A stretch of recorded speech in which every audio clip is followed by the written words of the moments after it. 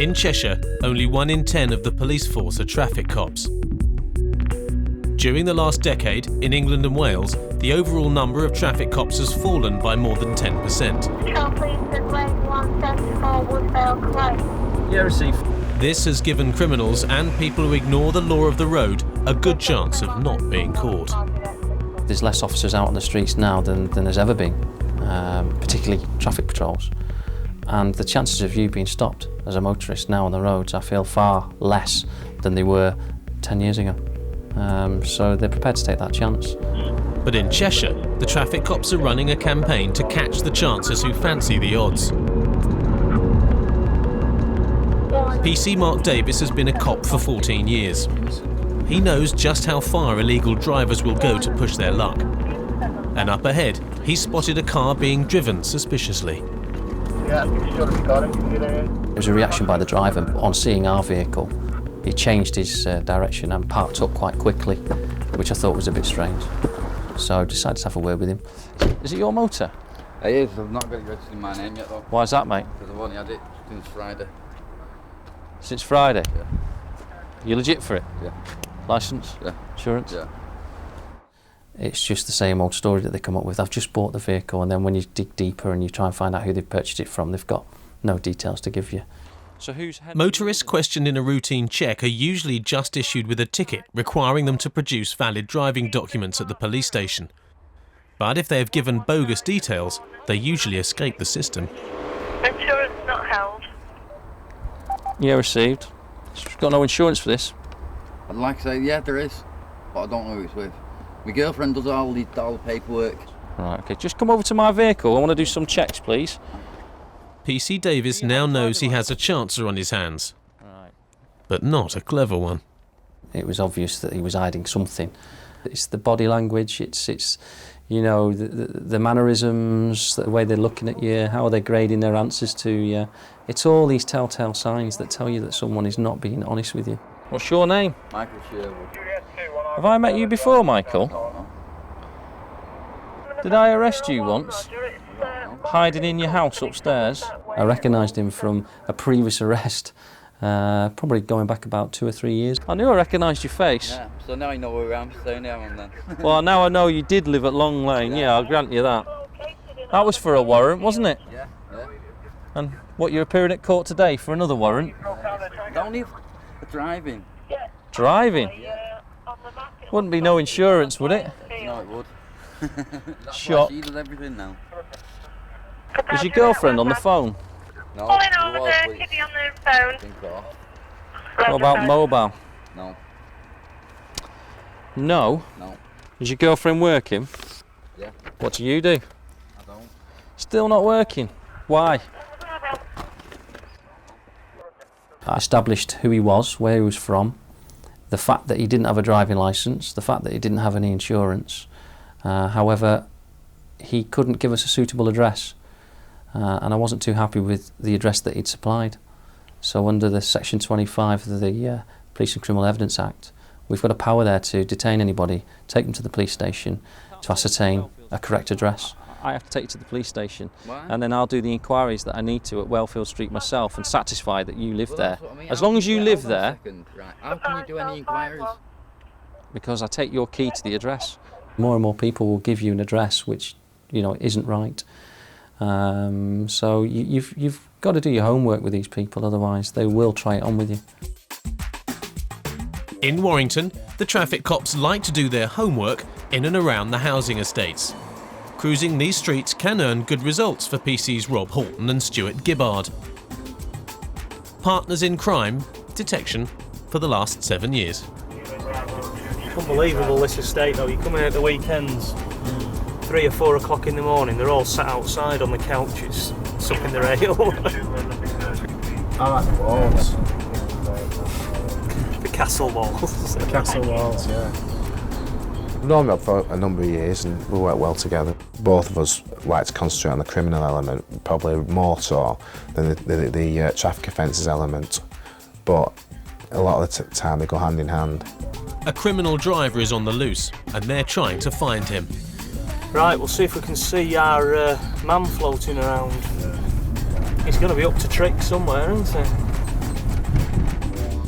We target particular people for particular reasons, so we obviously have a good idea where to go look for them and who we're looking out for, so we're often drawn into the estates. But their search has been interrupted by a moped rider, riding a dangerous-looking bike without a helmet.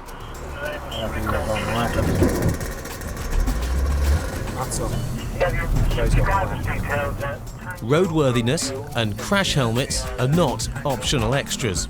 The rider needs to be found and spoken to. Does that lad come up here on a moped? Yeah, alright. Here it is.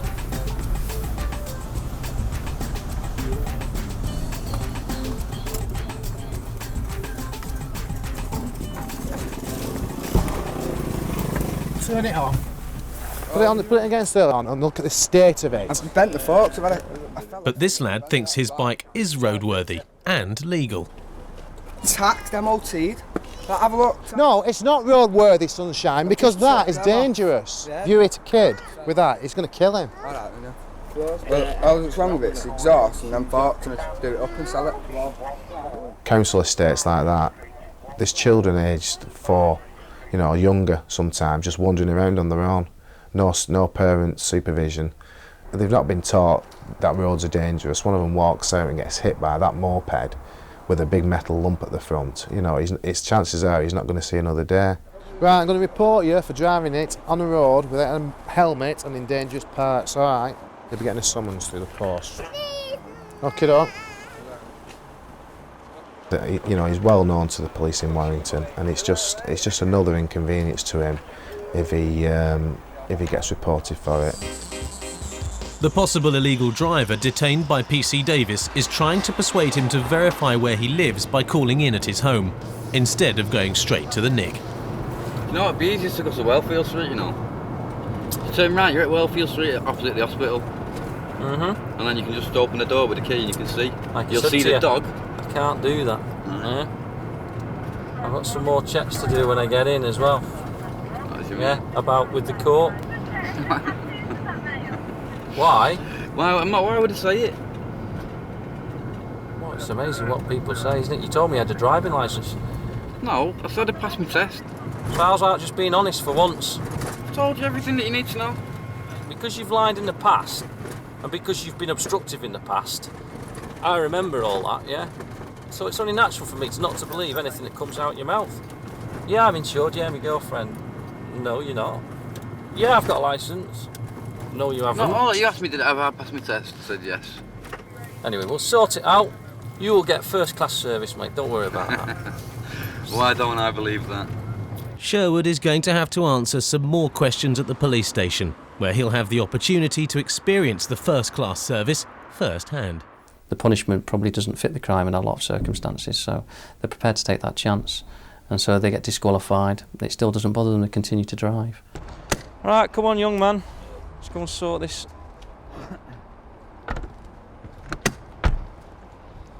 He continually maintained that he lived with his girlfriend, who we couldn't contact. Because another method is obviously to contact these people by mobile phone, see if they can verify it over the phone. That's what I said to you. Give you my nan's phone number. Oh, suddenly there's a phone number. Well, I don't even know if she'll be there, but... I have a word for people like you. I'm going to whisper it in your ear. Yeah. Come with us, mate. While Sherwood has a chance to review his situation in his new temporary accommodation, I'll sort it out now. All right. PC Davis is going to discover the truth about where he says he normally lives. Meanwhile, back at the housing estate, PC's Horton and Gibbard are again being interrupted by the Chancer on the moped. He's back on the street, having found a helmet and a safety device for the bike. A towel. Well, that'll make a difference. Just get on video about the state of that. Riding around in it at 10 minutes, 15 minutes later, and his only effort to make it safer is wrap a rag around a big metal lump. How stupid are you? That'll do the job, that, won't it? If you hit a kid with that, that'll save him, won't it, that? That little bit of cloth. I'm not going down the road round there. No, you're getting off it, no. And you're walking back with it. Yeah. And then when I get the plastics on it... Yeah, we've gone through all this. Take your helmet off. What's the point? Because you're not riding it. I didn't put the plastics on it. Simon. Only the plastics. We've been through all this about 15 minutes ago. Right. Have you got? Is your memory span that short? No, I didn't. Why'd you get dead angry when you're on film? No, I'm always like this, mate. You've obviously not met me before, have you? I don't think I was being aggressive. I was just telling him that his behaviour was idiotic, if you like, what he was doing. Now get off it and walk. Take your helmet off. Go on, get on the pavement. Push it. You love your jobs too much, don't you? Prepare tower 1-3. Red one. Yeah, it's found 101, but there's one.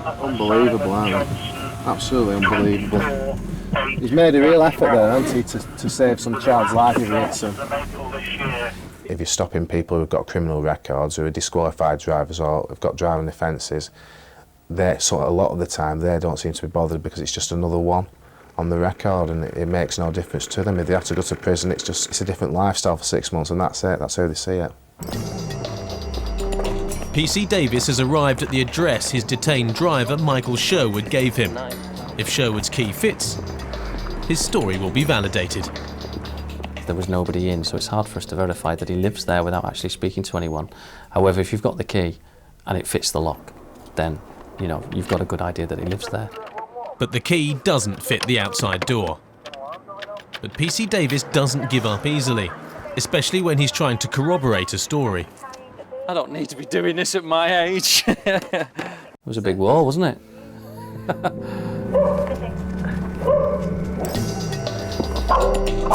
Oh, good dog. That's what you want, a good guard dog. Oh. And there was pictures in the house of Michael. If the key fits, PC Davis has the right man. I don't believe it was open.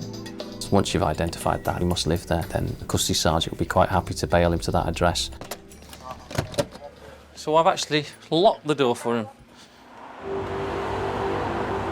2 miles away, PC's Horton and Gibbard have resumed their search for chancers who use the roads but ignore the law. Reports are coming in that a car has left a petrol station without paying. The control room gave observations out for a white Polo vehicle that had done a drive-off from a service station. Tango Bravo 43, just give us the vehicle details again.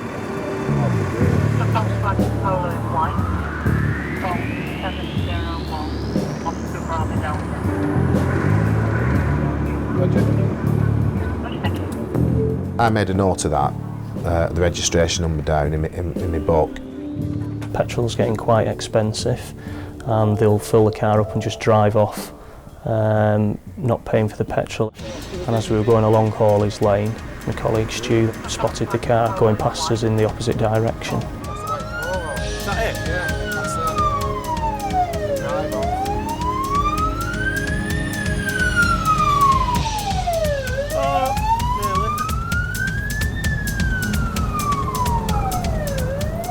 When we turned onto the main road in Busey, it was quite far up in the distance, and we saw it turning right onto the estate.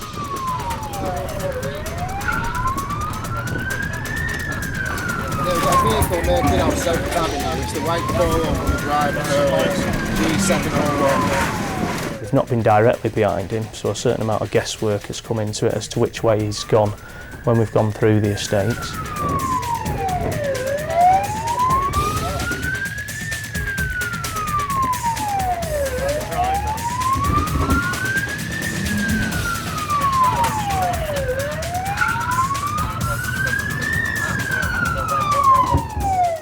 Through a bit of good luck, we managed to go the right way and see the two lads decamp from the car. They split up, went in two separate directions. Get the driver. So I made the decision to make sure we get the driver if nobody else.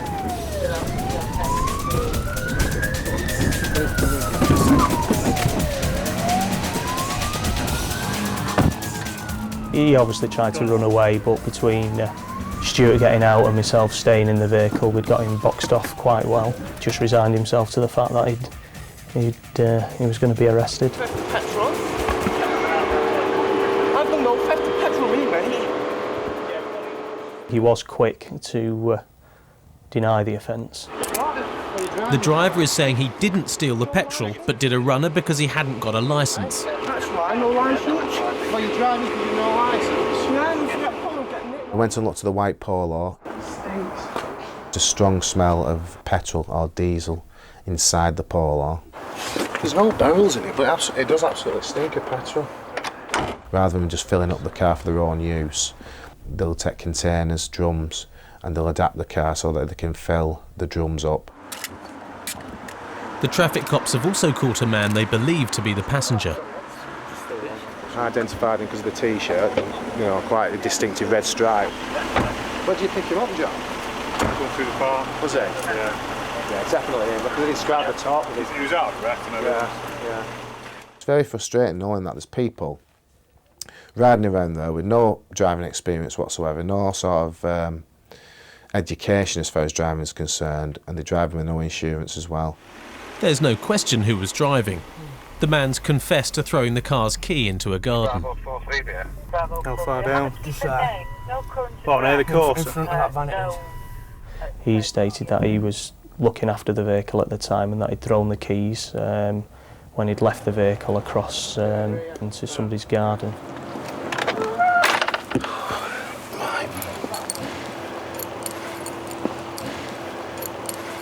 Well, he's thrown them. It's just added evidence that he's been the driver. We've seen the other fella go at the passenger seat and he's got at the driver's seat. Obviously, we've seen him do that, but the fact that he's saying he's thrown the keys over, it gives more evidence, really, that he's the driver. From the distance we were behind him, unless we'd caught him when we caught him, we would have not been able to identify who the driver of the vehicle had been at the time. I think he'd been caught red-handed. On the other side of Warrington, PC Mark Davies is on the prowl. Tango Bravo 43, BA. And the chances are still at it. The car in front has its rear window missing. It might as well have a sign there instead saying, "Check me out." Can I have a moving vehicle check, please? Which PC Davies is only too happy to do. There's a marker to say there's no insurance held on the vehicle. We'll soon find out, but he's driving with no rear windscreen, which obviously is not very safe. So we'll give him a tug and find out what the score is. Why has it got no back window? Has it been smashed? Have they broken into the car and stolen it? It's a simple thought process, really. And any officer, I would think, would think that and stop them. Sorry, mate. Just want to step over here off the road. Yeah. Sorry, mate. What? The driver has a good story too. Who has? Tried to rob my car and something. Took all my England shirts and everything. What do you mean? Took your England shirts? Yeah, they took all that. That's a normal reaction there, you know, they're trying to defend themselves before you've even asked any questions. So you're starting to think, right, what's he hiding? Is it your car? Yeah, my What's car. your name? Wayne Marin. Right, well, you're not the owner of the car on PNC? Oh, I know, yeah, the logbooks I've not sent away yet. Got keys and everything. Have you got anything on you with your ID on? My dole cards in there. Have you got some dole cards with you? Yeah. Let's have a look at that. The condition of the car wasn't the best, so give it a good going over. Have a look at the vehicle. Probably hasn't been through an MOT testing station for, some time. On checking the tax disc, the registration number displayed on the tax disc was completely different to that was displayed on the vehicle. So the registration, yeah, why is it showing a different registration on there? Oh no, it shouldn't do. I don't know, I bought the car in good faith, 60 quid. I've got Where from? Got a receipt and everything at home. Where from? Park. We're in Avenue, mate. Right. Come with me and I'll do some checks and we'll get to the bottom of it. Right, mate. What I want you to do is just come round this side and I'll sit you... The registration was an unusual registration, similar to an Irish index, with 3 letters and 4 numbers. Do you have a driving licence? A full licence, sir, yeah. Because I'm going to check up right now. Yeah. So I'd rather you tell me the truth rather than me. I have, yeah. Because that's what people try to do. But I find out and then I get angry and then you lose out. Well, so I'll ask you again, do you have a driving licence? Yeah, I do, yeah. And do you have insurance? A cover note, yeah. I'm on my dad's premium. You are? Yeah. Traffic cops can check directly with the licensing authorities to see if the man has even got a driving licence. PC Davies isn't surprised by the answer. You do not have a licence to drive. That's what they're saying. So that means you have no insurance and you shouldn't be driving this vehicle. Full insurance, I've got all my details. Right, OK, well that's something we can check up on. However, I'm not happy with this tax disc being displayed in the car. The registration of your car, was that the way you bought it? I bought everything as it was, mate. Right, because the tax disc on this relates to a HGV. Oh, well, I don't know anything about it. You see, I'm not familiar with that. Well, it's your car. Yeah, I bought the car, yeah. Right. So yeah, you're responsible. I certainly am, yeah. The registration number displayed on that tax disc related to a Leyland DAF, which is obviously is a large goods vehicle. So at this stage, I'm arresting you on suspicion of theft of that tax disc. You don't have to say anything, but it may harm your defence if you don't mention now something which you later rely on when questioned. Anything you do say may be given in evidence. Do you understand the caution? The other people in the car, you know, they've done nothing wrong. They're allowed to go on their own way, but I'm not going to give access to that vehicle to them. So it's a case of parking it off the road, try and secure it as best we could, even though we couldn't secure it.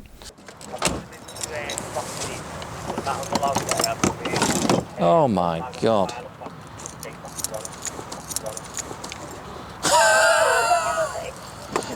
It's just happened. I don't think so.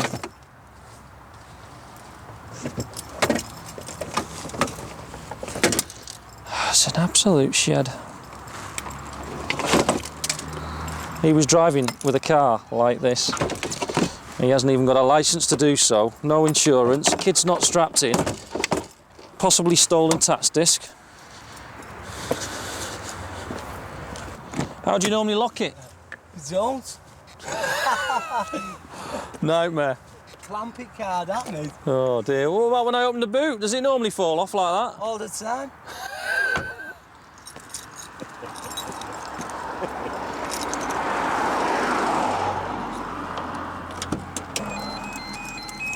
Well, at least the alarm's working. How did he start it? With the ignition broken, having keys for this car is a waste of time. And that's deliberate. We all know what will happen. Invariably, they'll go back to the car and use it again. And if they get stopped again, they get reported again.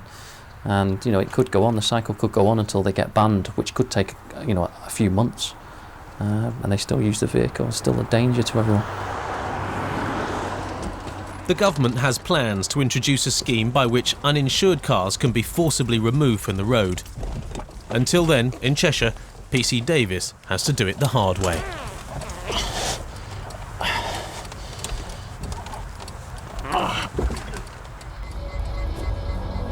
At the filling station where the drive-off theft took place, the traffic cops are looking for evidence to link the occupants of the white Polo with the stealing of the petrol. They're going through the CCTV tapes with the duty manager who witnessed the crime. Right. Bit of a shave there as well. He was staring right at me because I was staring right at him. I could see him right across, was just looking right at him. Smiled at me and then just got in the car and drove off. Okay. And it was at Pump 3, was it? Pump 3, yeah. Drive-offs are quite regular. Just before this week, the last 4 weeks, it's been £1,000.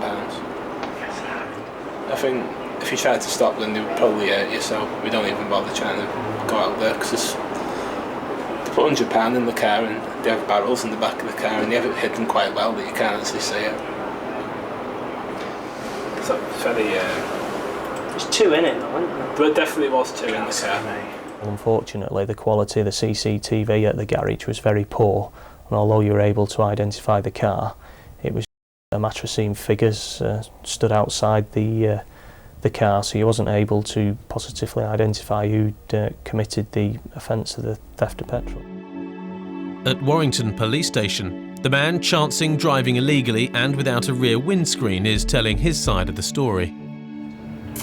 He's pulled me up there this evening and that, and it's been discovered that the tax disc has come off another vehicle, you know, so straight away, clip, in you go and that, you know.